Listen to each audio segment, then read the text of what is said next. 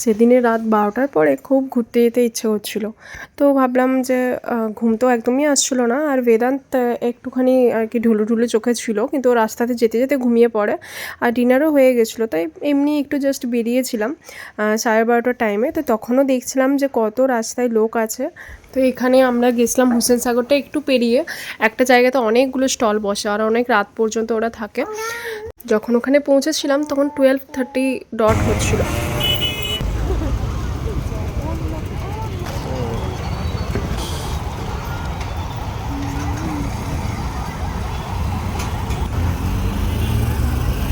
তো এখানে ভাবছিলাম যে কি খাবো, তারপরে লাগলো একটু মোমো খাই। ওখানে অনেক কিছু ছিল, কুলহার পিৎজা, নুডলস, মানে ভ্যারাইটিস ছিল। তো তার মধ্যে আমরা মোমোটাই নিয়েছি, ধোসা তো থাকেই, তাই একটু মোমো খেলাম। ফ্রাইড মোমো নিয়েছিলাম, মোমোটা একদম বাজে করেছিল। সুশান্ত খেলোই না, আর আমি খাবার একদমই নষ্ট করি না, তো আমারটাও আমি খেলাম, সুশান্তরটাও আমি খেলাম।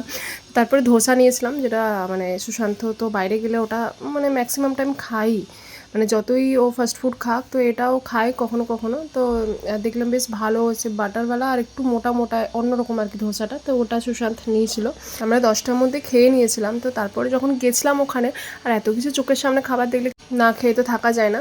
তো সুশান্ত বলছিল নুডলস নিতে, আমি বললাম না, আমি আইসক্রিম খাবো। তো তারপর আমরা বেরিয়ে গেছিলাম ওখান থেকে, তখন 12:53 হচ্ছিলো। আর এমনি তো আসতেও একটু টাইম লাগবে। আর বেদান্ত অনেকক্ষণই ঘুমিয়ে গেছিলো, যাওয়ার টাইমেই ও ঘুমিয়ে গেছিলো।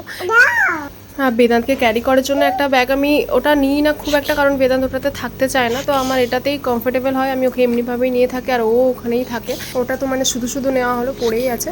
তারপর বাড়িতে এসে দেখলাম যে কয়েকটা বাচ্চা বাইরে, মানে ওগুলো আমার নয়, ওগুলো কোথা থেকে চলে এসেছে, কারণ আমার একটা ফিমেল ডগ আছে, ও হিটে এসেছে। তো ওর জন্যই এগুলো সব ছেলে কুকুর মিটিংয়ের জন্য এসেছে। তো ওদেরকেও আমি খাবার দিই, যেটা বিল্ডিংয়ে ঢুকে পড়েছে, ও নিচে থাকে, ও ওনারের ডগ।